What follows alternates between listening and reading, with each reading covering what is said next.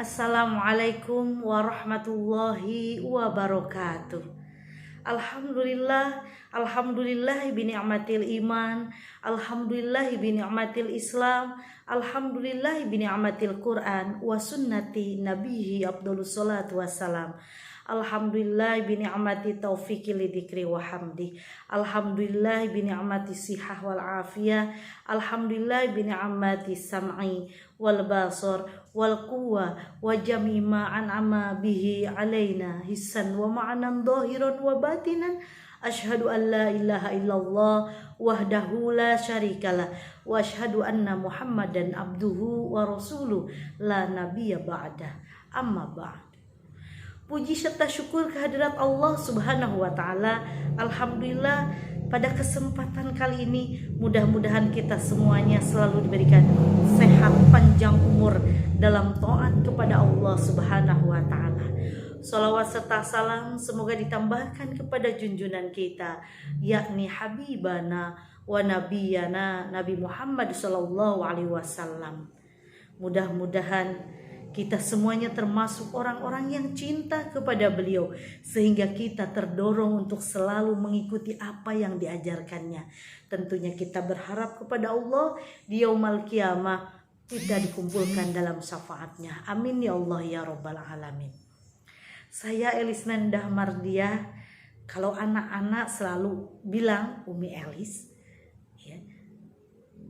Dalam kesempatan kali ini insya Allah akan menyampaikan peranan orang tua di masa pandemi COVID-19 di dalam keluarga. Tentu banyak sekali hikmah yang bisa kita ambil. Ujian yang sangat berat kita terima dengan sabar, kita terima dengan ikhlas, tentu akan menjadi ibadah, tentu akan menjadi terasa lebih nikmat dan terasa lebih ringan. Apapun itu ujiannya, kalau kita terimanya dengan ikhlas lillahi ta'ala, tentu akan menjadi sebuah kenikmatan tersendiri yang kita rasakan. Pada musim pandemi kali ini, tak terasa setahun lebih kita berada di dalam rumah, tidak bisa taklim, tidak bisa anak-anak kita ke sekolah. Bahkan ada banyak pesantren juga yang tidak menerima santrinya. Maksudnya harus belajar di rumah masing-masing. Perkuliahan juga begitu pun, sama dengan belajar daring di rumah masing-masing. Ya. Anak-anak SD, anak-anak SMP, anak-anak madrasah sanawiyah, madrasah aliyah, semuanya belajar di rumah. Karena apa? Karena khawatir lebih banyak lagi yang terkena oleh virus COVID-19. Apa kita sebagai orang tua? Bagaimana kita menyikapinya? Tentunya kita sebagai orang tua harus berperan penting. Di sini orang tua akan menjadi seorang guru, karena sudah jelas bahwa ibu itu adalah sekolah yang pertama yang mesti dimasuki oleh anak-anak kita. Al-ummu madrasatul ula, bahwa orang tua itu adalah sekolah yang pertama sekali yang dimasuki oleh anak-anaknya. Dan sekarang bukan sebagai guru saja, ditambah lagi, bahkan bukan guru dalam masalah guru agama saja, atau guru bahasa Indonesia saja, yang biasa kita titipkan anak-anak kita di sekolah, yang biasa mendapatkan pelajaran selain daripada pelajaran agama. Ada pelajaran matematika, ada pelajaran bahasa, ada pelajaran IPA, ada pelajaran IPS, ada pelajaran bahasa Inggris. Dan di sini peran orang tua harus bisa semuanya. Ya kita di dalam rumah sebagai koki, sebagai dokter, sebagai perawat, ya, sebagai guru bahasa Inggris, sebagai guru bahasa Sunda, ya, sebagai guru bahasa daerah, sebagai guru IPA, sebagai guru matematik. Tentu kita harus jadi lebih pintar. Supaya apa? Supaya anak-anak kita juga lebih pintar ketimbang gurunya. Coba Bunda, apalagi yang mempunyai anak-anak yang sudah mulai menginjak dewasa, SMP, SMA, kita harus menjadi teman partner. Ya, partnernya harus menjadi teman curhatnya, harus menjadi rekan kerjanya. Ajak anak-anak kita ketika kita bekerja, ajak anak-anak kita, suruh bantu-bantu. Ketika belajar, kita sebagai guru, anak-anak menjadi murid. Terkadang kita bermain, ya, yang menjadi imunnya meningkat, bercanda ria, ya. Pada waktu sholat lakukanlah berjamaah. Pada waktu ngaji kita kudu jadi guru ngaji. Waktu belajar kita jadi guru seperti mana dia dapatkan di sekolah. Tentunya orang tua mungkin saja menjadi tambah berat bebannya, dan kita harus menjadikan bagaimana ibu guru di sekolah yang biasanya hanya kita titipi saja, dan sekarang kita baru merasakan bagaimana beratnya guru-guru di sekolah yang biasa kita titipi.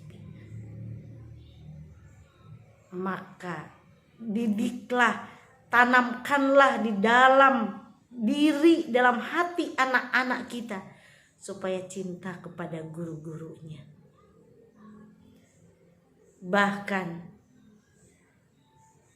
kita sebagai orang tua hendaklah yang pertama kali kita tanamkan kepada anak cucu keturunan kita, yaitu cinta kepada nabinya, sebagaimana yang diriwayatkan oleh Imam Ad-Dailami dari Imam Ali radhiyallahu an, "Addibu auladakum ala salasi khisalin, hubbi nabiyikum wa hubbi ahli baiti wa qiraatul Qur'an."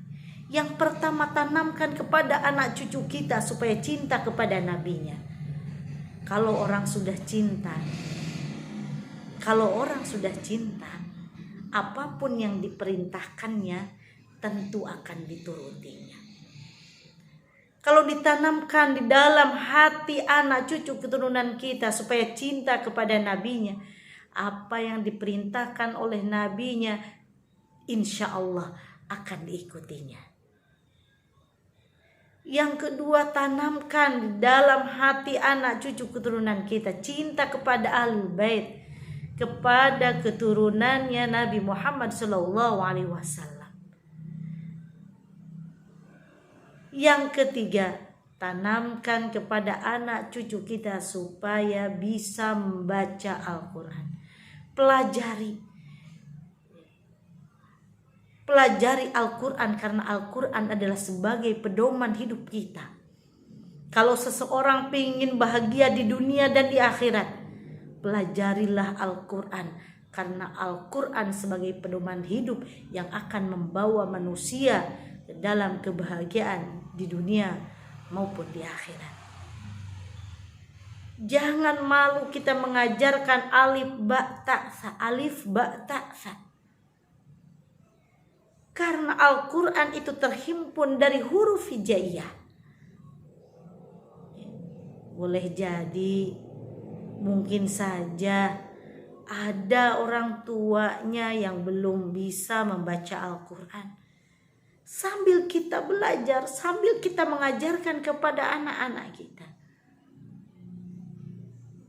insya Allah akan pinter dua-duanya. Emaknya pinter, anaknya pinter. Jangan malu kita belajar. Kalau kita belajar, tentu akan bisa. Kita sebagai orang tua jangan terlalu berharap banyak, menginginkan keturunan menjadi orang-orang yang soleh, menjadi anak-anak yang pintar, anak-anak yang cerdas, anak-anak yang membanggakan orang tua. Kalau orang tuanya sendiri tidak mencontohkan kesolehan, kalau orang tuanya sendiri tidak mencontohkan kebaikan, jadi orang tua itu harus mencontohkan terlebih dahulu yang baik, harus mencontohkan dulu hal-hal yang terbaik. Jangan menuntut anak-anak kita menjadi anak-anak yang baik kalau orang tuanya sendiri belum baik. Faham? Insya Allah. Kita harus menjadi suri toladan. Apa yang dicontohkan oleh Rasulullah SAW, kita contoh kembali, kita ajarkan kepada anak keturunan kita, supaya anak-anak kita menjadi anak-anak yang soleh, anak-anak yang harapan bangsa, harapan agama, tentunya menjadi harapan orang tua, menjadi qurrata a'yun. Bunda, di masa pandemi ini tentu akan sulit rasanya untuk kita menjadi seorang guru.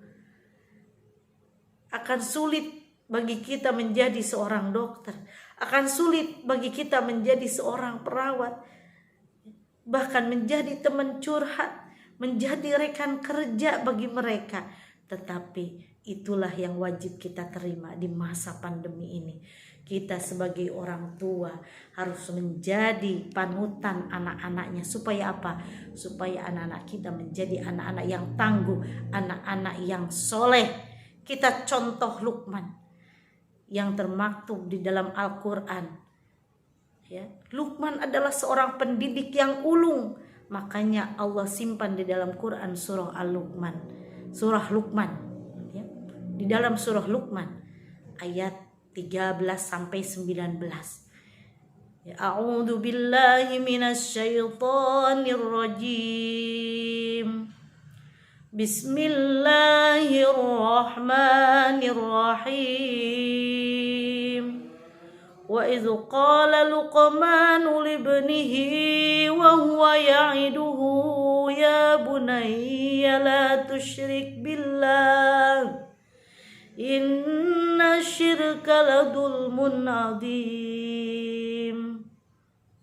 Sadaqallahul adzim. Allah sampaikan di dalam ayat 13 surah Luqman bahwa Luqman berpesan kepada anaknya supaya apa?